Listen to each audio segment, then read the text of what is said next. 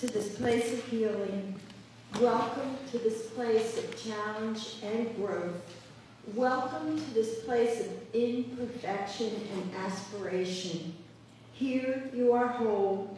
Here you are holy. Here you are wholly loved. Our chalice layer today is Ken Rodolfo.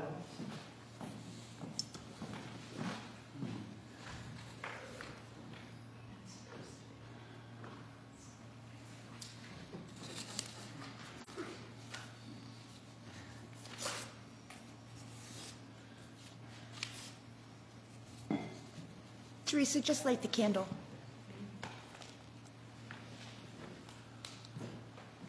That's my fault. I was supposed to have a little one lit. Please join with me in reading our chalice words today. Every endeavor begins with the first step and encounters darkness and difficulty along the way. Yet we know the dawning of the light, the beginning of hope, and the renewal of life. Blessed be the eternal power that inspires us. And let us now please rise in body and spirit and sing our gathering hymn, number 108, My Life Goes On.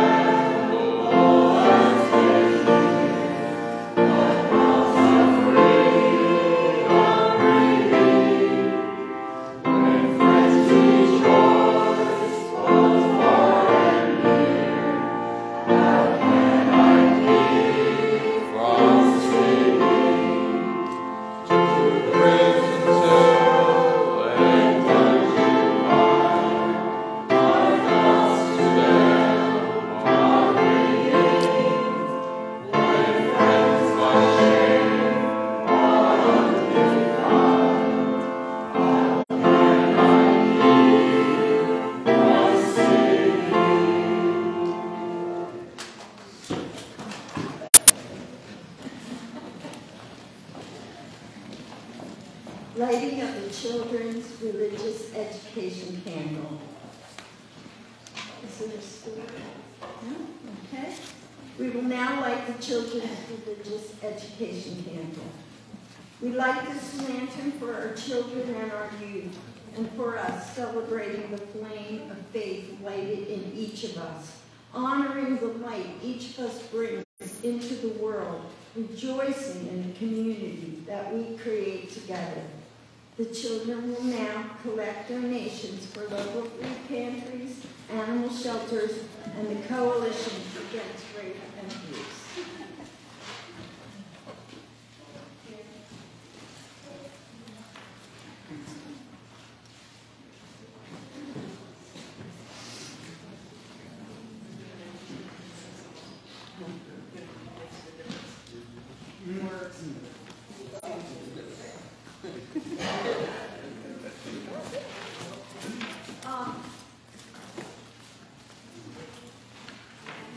We are now going to sing a different song, or another one that's in your book,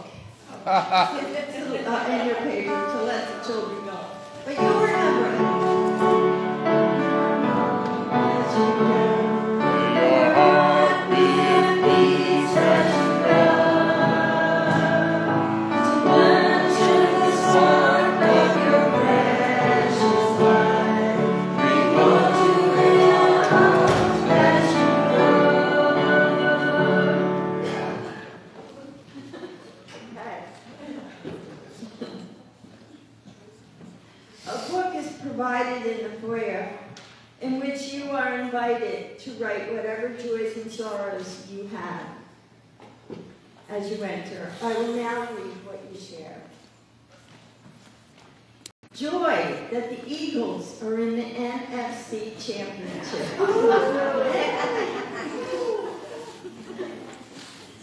Prayers of healing and strength for my friend Darlene, who is giving sanctuary to a domestic violence victim until her family can take her home today.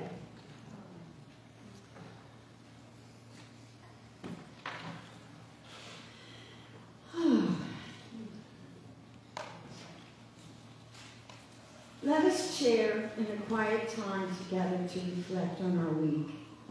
During the musical interlude, you may come forward and place a pebble in the water to acknowledge a personal joy or sorrow.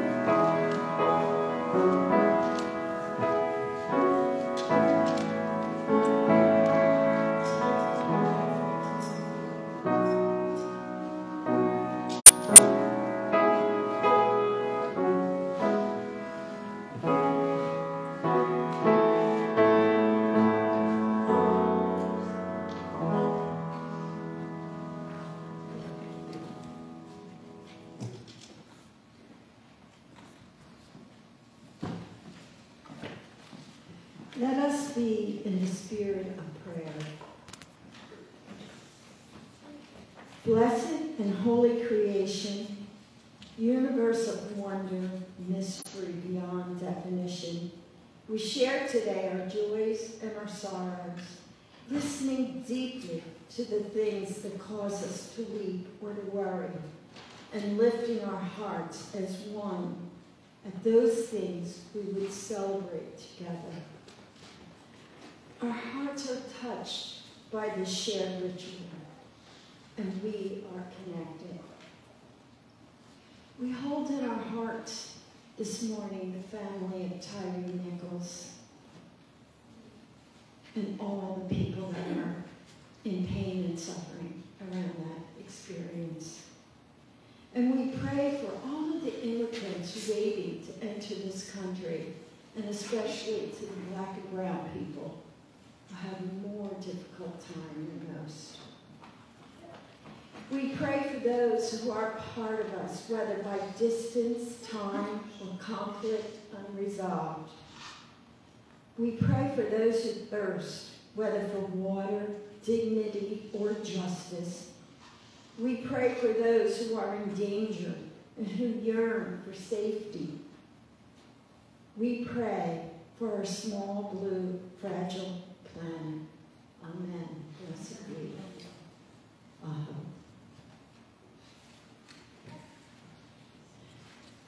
We now take a moment to give and receive the morning offering. In a moment, the usher, what did I forget? We comfort me. Oh, I'm sorry. It's not on. Okay. Sorry.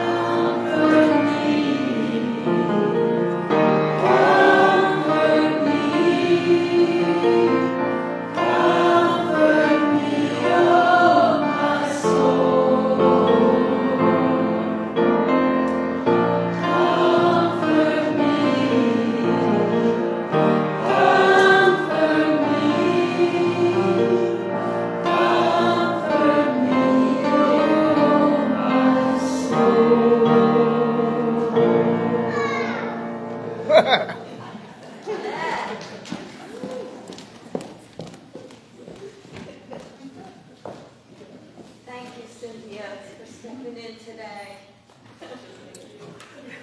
Okay. Now we're going to do the offertory. We now take a moment to give and receive the morning offering. In a moment, the ushers will come forward to pass the offertory basket among those who are in attendance. If this is your first time visiting us today, you may let the basket pass as your presence is enough. You can also text a donation to 609-293-4495. Or for those who are participating online, please visit uucsjs.org and click on the yellow donate button for ways to donate. Each week, we see a small and sometimes great miracle happen as people open their hearts and share their resources with this community of spiritual growth. No matter how you support us, we appreciate you and your generous heart. After all, your donation is what keeps us going. And no matter how those gifts are offered, they are always most gratefully received. The ushers will now accept this morning's offering.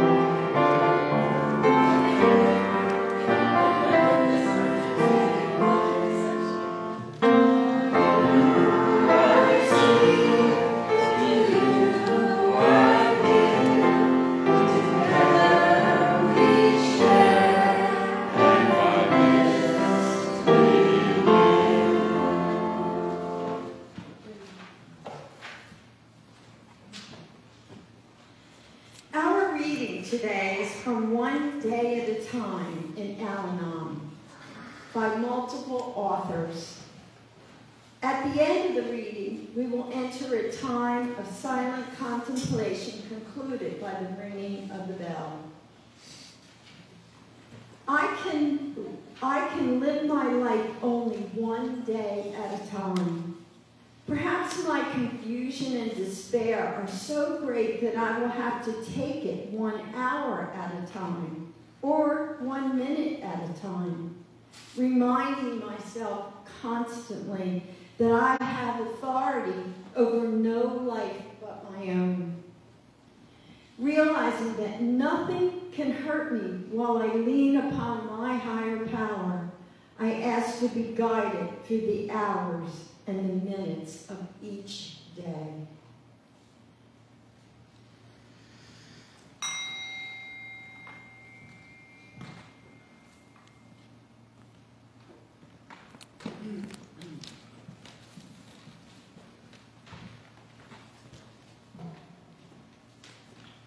Morning, everyone. Good morning.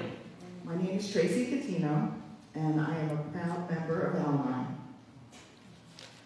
I'm here today to share my experience, strength, and wisdom and hope about living with the disease of alcoholism.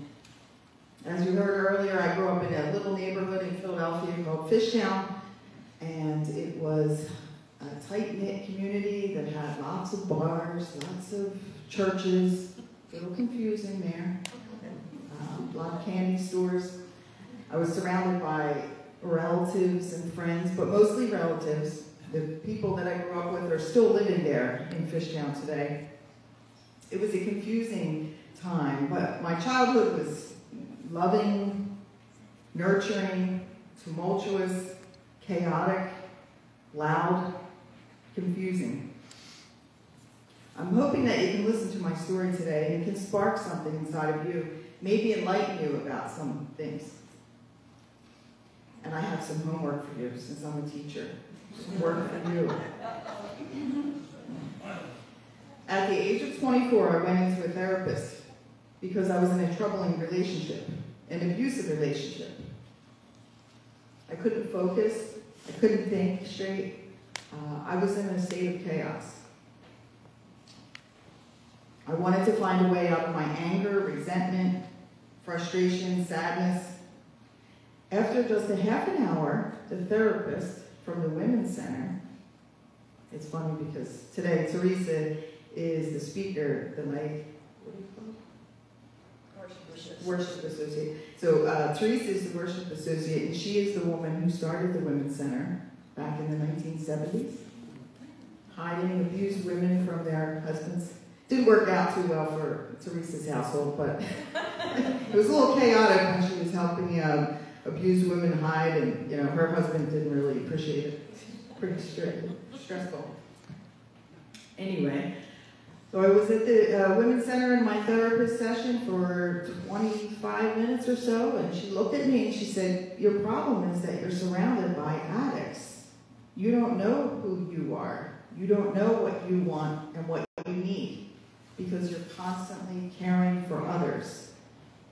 You get up in the morning, you care for your baby, you worry about your brother getting a resume written so he can get a good job so he doesn't get laid off again. And you go to work and you care for all the students all day long. And after that, then you work with trying to help your boyfriend calm down. I was in a relationship with a guy who was addicted to gambling. But Al-Anon is the place for you, she said. This is the place where you will find your people and you will learn how to change your life. And I had no idea what Al-Anon was. I just went. Someone tells me something's going to work for me, they tell me broccoli's good for me, I eat it. I don't really like it, but I do it. So I went into Al-Anon and I followed instructions. They said go to meetings twice a week, every week, and things will start to change. They told me to get a sponsor, things will start to change. And my son is now, he's almost 30 years old, and thankfully my son grew up not thinking that chaos and codependent relationships, that's not normal. He doesn't have that type of lifestyle because for the last almost 30 years, I've been a member of Al-Anon. In Al-Anon, no one tells you what to do. They just say follow these 12 steps, and they're in perfect order. Step 1, I'm admitting there's an issue, and I'm giving up my will. I'm saying some people believe in God in Al-Anon or other 12-step programs. Some people believe in God, some people don't. Some people just believe in the people in the meetings and say, I know that my world, my life will get better if I put my trust in these people and in this program. So back then, I was stressed out. I was living in a house with all of the addicts. My sister, my father was in a different house, but eventually they'd be all back in one house again, but I wasn't there. But what I want to explain to you is that the seeds of this dysfunction were sown very, very young in my life, that I thought it was normal to drive home from a family gathering, a family barbecue, where I was 3, 4 years old, awake, looking at my dad driving drunk and swerving and falling asleep when he was driving. Everyone else is sleeping. I'm like, why me? Why am I awake? Why am I the only one who cares about this? So for many, many years, that's how I grew up, thinking that we have to take care of this person, we have to try to control the situation, and I became a very controlling person and wasn't controlling my own life. So the 12 steps teach us all how to focus on ourselves, fix our own problems, don't focus on the addict at all. Some of the things I learned along the way was to detach from these people that caused me pain in my life. So I used to detach from my brother. I just wouldn't talk to him. But that's not what I learned there. What the goal is to detach from the people with love. So I'm happy to say right now my brother was gambling, drinking, drugging for his whole life since he was 10 years old. And now he's in his 50s, and for the first time he's in recovery. And he came to me several times this year for help. And I kept saying, I will help you get into recovery. I'm not paying your phone bill. I'm not paying your rent. I'm not finding a place for you to live. And he lived in his car. He lived in my father's car for the last 2 years. And so I learned that, and showing by example to other people in the family, that giving to people, giving them money and giving them them help that they could be getting on their own is just making things worse. So that's what I learned in Al-Anon. And I wanted to share some of that with you. There are 12 steps to any recovery program, AA, it's all the same, NA, same 12 steps with a little bit of change in the wording. So I want to give you a little bit of homework. And I want to have you think about this, how you can apply this to your own life. Step 4 is when we take a searching and fearless moral inventory of ourselves. I am not perfect. I am working on things every single day to improve my punctuality and my word and show up. But this 12 steps, step number 4 can be applied to everybody in this room. Everyone can learn from these steps. And if you wouldn't mind giving those sheets out. I want you to think for a minute about yourself, and we'll think about these.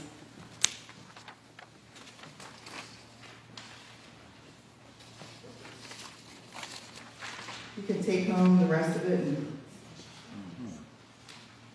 apply it to your life later on.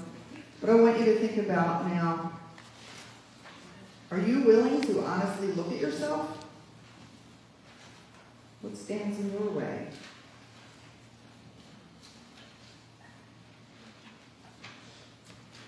Are you caring? Do you empathize with other people?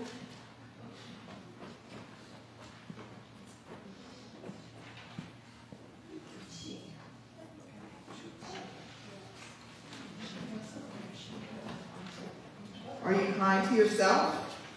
Are you kind to the elderly? Are you agreeable and courteous?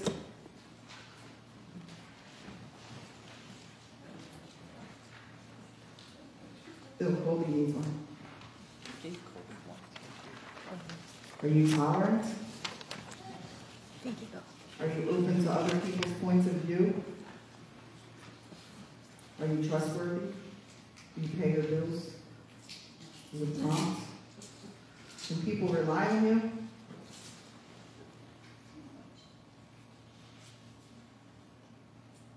Are you honest? Do you tell the whole truth? What we learned in Al-Anon is that sometimes we were manipulating people. And I'll just speak about my own experience. I can't tell you about anyone else in a 12-step program, but sometimes I'll still do it. My son will look at me and say, "Mom, you don't need to manipulate us. We'll take a long walk to a park." And then I'll say, "Oh, go over here. I want to show you something else." And Nick will say, "Mom, from the start, you have to tell us this is going to be a really long walk. We have to wear the right kind of shoes." But that's when you grow up in an alcoholic home, sometimes you can become manipulative and controlling. And that's one of the defects of character that I work on and I look at and I reflect and I ask the people that love me to help me check in with myself on that.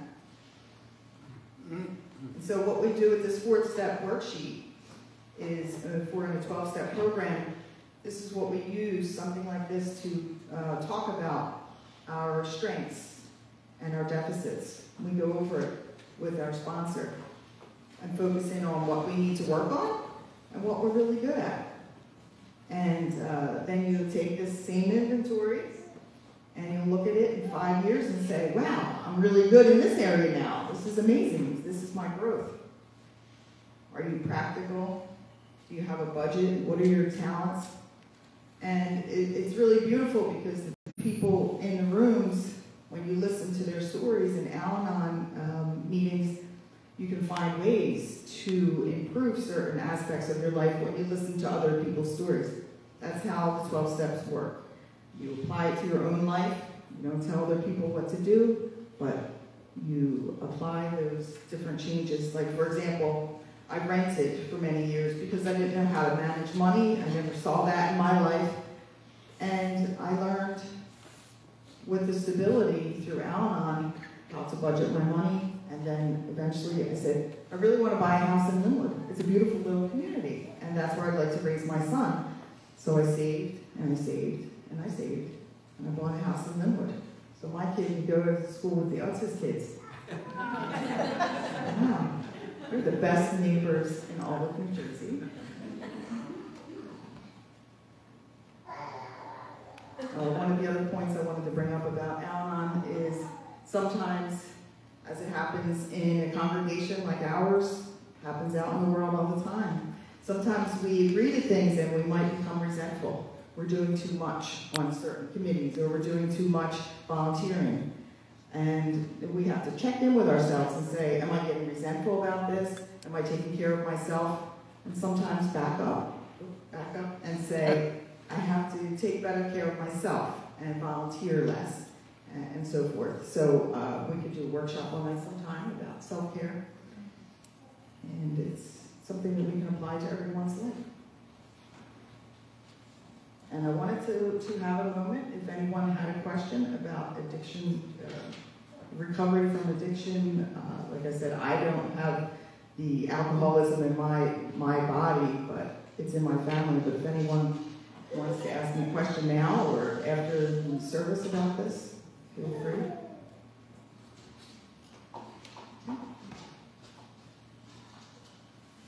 Okay. Yeah. Tracy, an early part of your presentation talked about deciding not to respond to unreasonable demands from people. But you're the head of our caring committee. Should we worry that you're going to decide that we need tough love? For me? From you. Oh, no.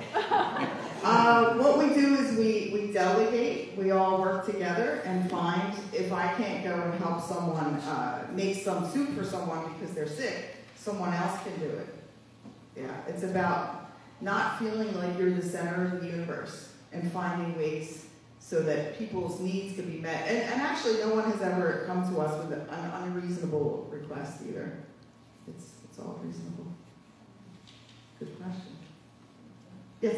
I am wondering, when you're practicing self-care and you want to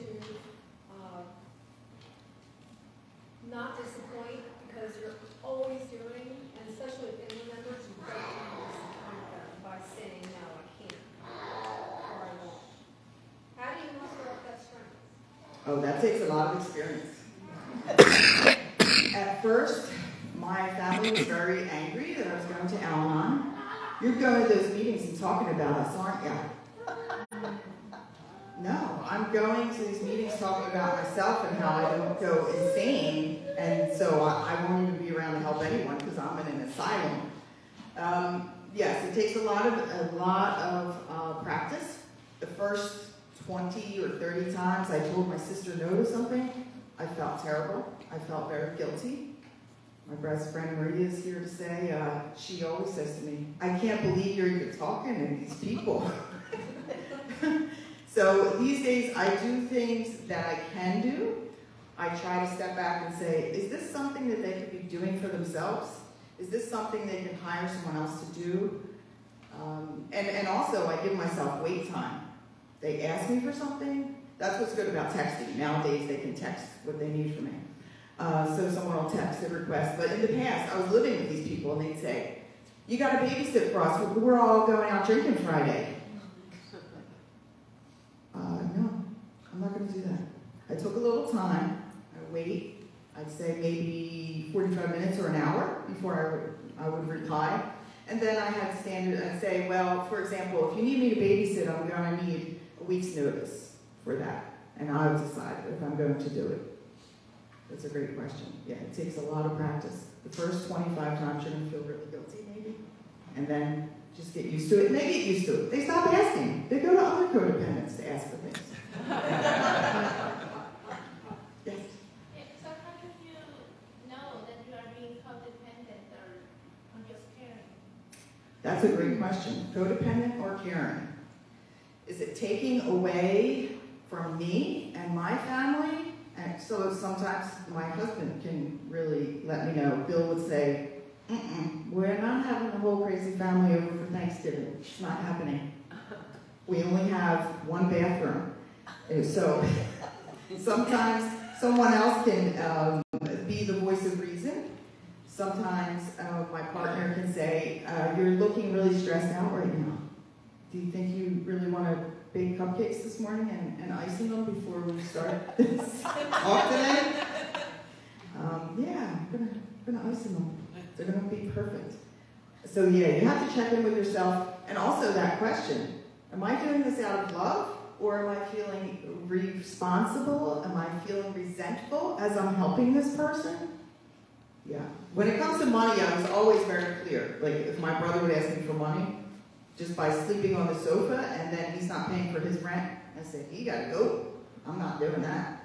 But it's those other little things. Can you come over and help us with our television? Can you pay this bill because the electric will be shut off, or what have you? It can be very tricky. That's why we have a sponsor also. I'd call a sponsor or call someone else from the meetings and say, I'm feeling like this is a little crazy. My family wants me to all invite them into my household because they just burned down the house because they were drunk. What do you think I should do? I have the one bathroom, remember. So, yes? Can you explain a little bit about what a sponsor is? Oh yeah, very good. A sponsor can be lots of different things. So my sponsor and I would work with each other about the steps. Step 1, step 2, go through all the steps. There are all these different workbooks, and I would do my homework. I would sit and reflect, and I would write in my diary, in my journal, and then I would talk to them about my step work.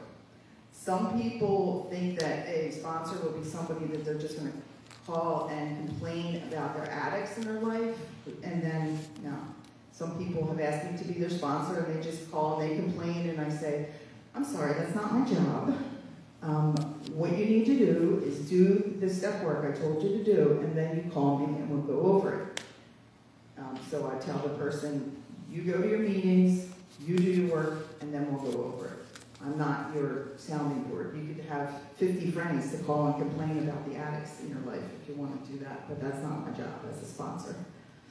And then sometimes we grow and we change, and over the years I've changed sponsors. The first person was my sponsor, and I thought she was really nifty and everything, but she was just a really cool person. It wasn't the right fit for me. I remember I had a boyfriend that cheated on me, and she said, well, you only know about that one time that he cheated on you. It could have been several times. I'm like, I have enough negativity in my head already. I don't really need you to add to it. What are some more questions you have about? Yes. How do you relate to the higher power? How do I relate to it? I have a lot of friends who don't believe in God at all. I do believe in God, but the God that I grew up, the God of my understanding from when I was a little child was completely different from my Al-Anon situation. I don't know if it's a male or a female or what it looks like or what it is, but I believe it's higher power, some kind of higher situation. And I remember I had two particular things. One of the things was for one of my addicts, I would go through his pockets and try to find out if he was gambling. I was like, I couldn't stop myself from doing that. It was just like somebody who was on meth or something, like I couldn't sleep. I just kept thinking, I'm sure he's gambling again, let me look. And so I said, God, please remove this from me, from my brain. I don't want to act like this anymore. And it was gone. It was done. I didn't do that anymore. Another thing I was praying for, it's kind of like just a request out there in the universe. I say, I feel like I should be a principal, but I don't know how to, I feel very nervous about speaking in public. I was petrified. I would have never stood up here before Al-Anon. And so I went on a long retreat. It was a weekend retreat. And I spoke one-on-one with the retreat leader. And I said, I don't know what to do. I'm supposed to become a principal soon, but I feel so nervous about speaking in public. And so we had a long talk about it, and I did the same thing. I was driving over a bridge, and I said, please remove this from me. I don't want to be nervous speaking in public anymore. And the next time I had public speaking engagement, I wasn't nervous at all. Yes? Is there ever a time when you no longer need the meetings? I believe that I really believe everyone needs a meeting for something. But yeah, there were years when I was going 2 to 3 times a week. I was living with crazy people. Now, Bill's entertaining. He's not crazy. So, there were times when, yeah, I need more meetings than others, but yeah, there's definitely a time when you say, I need to continue to be a part of Al-Anon, but I don't need to go 3 to 4 times a week. You know, people who are in recovery from other kinds of addictions, they'll say the same thing to me. Like, my brother, you know, using drugs and alcohol 7 days a week. They say, well, you can't take time out for a meeting once or twice a week. You were using 7 days a week. So yeah, I was crazy 7 days a week, so I went to Al-Anon often. Any other questions? Jerry? Does Al-Anon use the same literature as other 12-step recovery groups with big book, or do they have their own literature? Oh, good question. The Al-Anon meetings do not use the big book from AA, but we have adopted a lot of, we've changed the steps slightly. Yeah, so it's, yeah, different literature. And then the also big rule is you can't go in there and talk about Eckhart Tolle or something like that. It's like, that's a big no-no. Every Al-Anon meeting is different. They have different tones, just like every UU is not going to be the same. So you're supposed to always use this conference-approved literature because we're only in that space for 1 hour every week, or 1 hour twice a week. We want to focus on these 12 steps and not go off on other kinds of philosophies and other kinds of beliefs. So you can certainly talk to your sponsor about something else you're reading that's complementary, but you have to use conference-approved literature. And we also raise money in Al-Anon to send literature to places in the world that can't afford this literature. Yes? What's your understanding or knowledge? Is Al-Anon available for, say, teenagers or younger people? Yeah. I had Alateen in my school, my alternative school down in Cape May County, and I was a leader down in Cape May County for Alateen meetings for many years, and now there aren't many. There are some online. I believe there was one in Millville for a really long time, but the ideal situation is the person, maybe say the spouse goes into an AA meeting, the other spouse goes into an Al-Anon meeting, and there's a lot of crossover. A lot of times people are in AA or NA for many years, and then they decide that now they're becoming the codependent in the family, and they want to go and start going to Al-Anon. But, so there should be Alateen meetings right next to the other meetings because the kids need a ride, they need to get there. It was frustrating as a school leader that in a lot of schools they say that's a waste of time and they can't fit it into the schedule, and they would have, if they would have a meeting like that, they'd say kids have to be there at 6:30 in the morning to have a meeting because they don't want to take away from school. If kids are so distraught, they can't learn. So that's very frustrating. Maybe when I retire, I'll work on that. Get that one done. Some more questions? I'm sure most people here dealt with addiction, and it's not fun. Yes? I just want to find out about going to Al-Anon meetings. Going to Al-Anon meetings? Yeah. You want to know, you want a list? Yeah. Okay, just Google it. Al-Anon you put in the town where you live, and a whole bunch of meetings come up. During the pandemic, I loved the Al-Anon meetings. They were very intimate because they were all on Zoom. Of course, you don't have to show your face. A big part of Al-Anon is that people are anonymous. Okay, so I'm not going around showing a picture of my family members or anything. Even talking here today is something that a lot of people in recovery don't do. But I believe that it's important to have outreach, to have real people who live the experience to tell you that this is an important thing to do, so that if you're sick and suffering, that you can get help too. So yeah, you can probably find some meetings still on Zoom, but they're all over the world. You can go to Egypt, and you will find an Al-Anon meeting anywhere.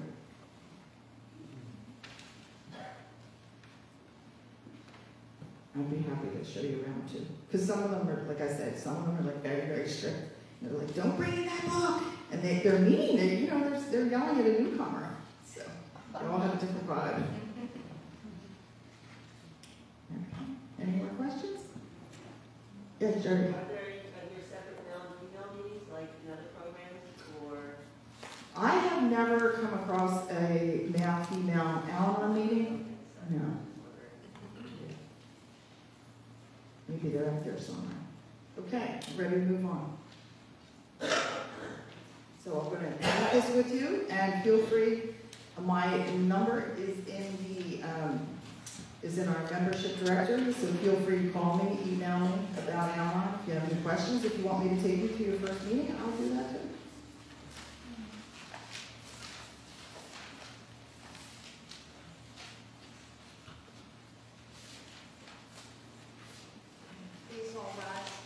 Oh, please all rise.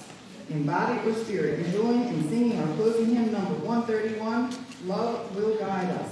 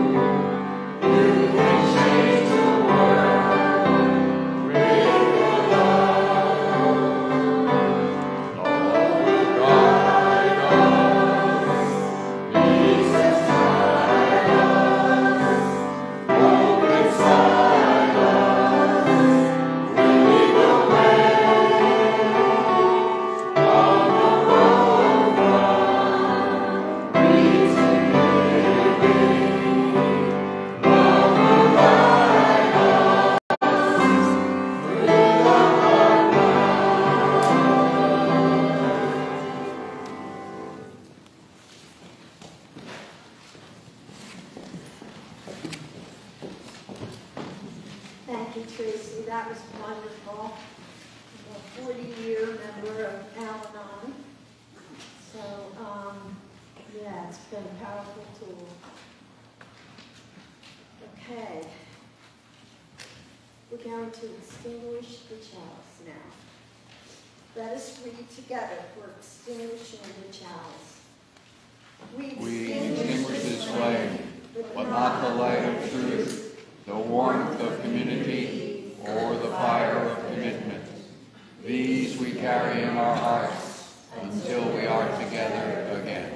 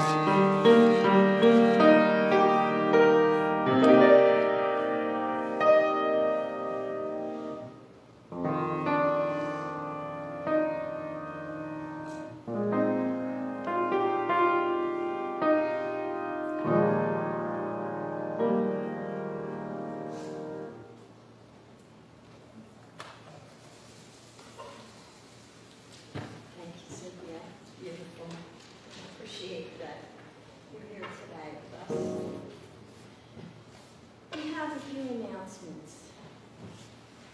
Soup is for sale today in the foyer. And cupcakes. And what? Cupcakes. And cupcakes. $2. Oh, that's what you're talking about. Ice cream cupcakes. Yes, they're homemade and they have some almond milk. So there is some nuts and sugars, Ooh. flour. Okay, Butter. thank you, Tracy. Please support UUCSJFs and pick up some delicious homemade soup and cupcakes before you leave today. For newcomers to our congregation, on Sunday, February 12th, we are planning to have an after-service gathering where we can all get to know one another better, and you can learn about our congregation. Tracy, fix the mic. What? Oh, sorry. Okay, is that better? Okay, what was that? If you would like to hear more about this, see Judy Pereira or Betsy Seabright after the service. Let me see. Eastern Service Workers, Winter Survival Campaign. They have a tamale fund, a tamale fundraiser. And I've done this, it's really fun. You can go there and help make tamales, or you can not make them and just purchase them. You can donate, and you can get a half dozen or a dozen. See Colby. Yay. There will be an important workshop for all workshop associates and people who are considering becoming a workshop associate on Sunday, February 19th after the service. Worship associates who have served for years, as well as newer ones, should attend this session. For anyone who wants to see what's involved, please also attend. This is a really cool job. You get up here and you get to,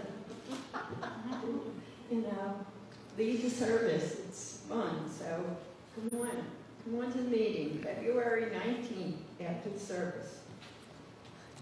And join us next Sunday for Laura Kushner, ministerial intern, for the act of self-care. How we can truly care for ourselves, a personal journey. We are in the beginning part of the new year. How a little grace can help create healthier expectations for ourselves. We're going to have a peaceful moment now. We warmly welcome all of you who are visiting us today. Parents are encouraged to stay for the final moment of worship and to retrieve their children from downstairs after the bell is sounded. Now let us share in a moment of silent reflection to consider today's message and the meaning it has in our lives.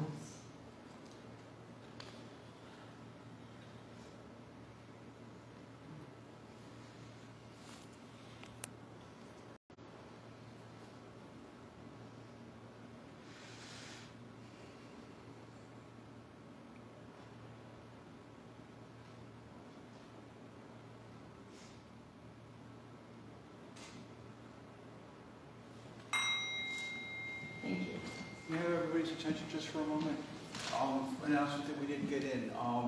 Atlantic County Public Health Department. Microphone. Oh, okay. The Atlantic County Health Department has recently resupplied us with an up-to-date and current naloxone. A couple of years ago, we had some members from the congregation had training on this. The protocols have changed. They're changing almost yearly now. So we have up to date, it's here. I'm trained to use it, but I'm not trained to train people. So if anybody has interest on this, I talked with Brian Wilson from Atlantic County yesterday, or I'm sorry, Friday on this. These trainings can be done either in person or virtually. So if anybody has any interest in learning how to administer naloxone, I've used it, fortunately or unfortunately, depending on how you look at it, at my job quite extensively. So I work as a security supervisor in a casino. It works. We've brought a lot of people back and have been able to give them their second chances, third, fourth, fifth chances. But it's out there, it works. So if anybody has any interest in this, you can contact me. My contact information is in the congregational contact list. Text message is usually the easiest way to get me, and I check my email as often as I can. Thanks. Richard, can you tell people what that means, though? I don't know if they Okay, know. all right. Well, the naloxone, What that does is people, for heroin addicts, when we encounter someone who has been using, a lot of times most of the times they're not responsive. They're pretty close to death, actually, and it's distributed via the nose, one shot up each side. And what this does is it starts to immediately reverse the effects of the heroin that's in their body, and it gives the body a chance to start recovering, start breathing. Their heart, is really going crazy because we check their pulse. Their heart is just like going really, really crazy, and it gives the body a chance to calm itself down, so it has a chance to recover. So that it gives us enough time to get EMS to help people out. It also is for any opioid, right? It's not just heroin. Right. For you can use any for opioid, but our most common use at the current time is for people that are using heroin. And like I said, we've used it a lot, and it's a therapy that works. So like I said, anybody has any questions, contact me. Anybody who's interested in the training, let me know also. And Brian will help us. Say your name. My name is Richard. Sure. Richard Shuri. Sure.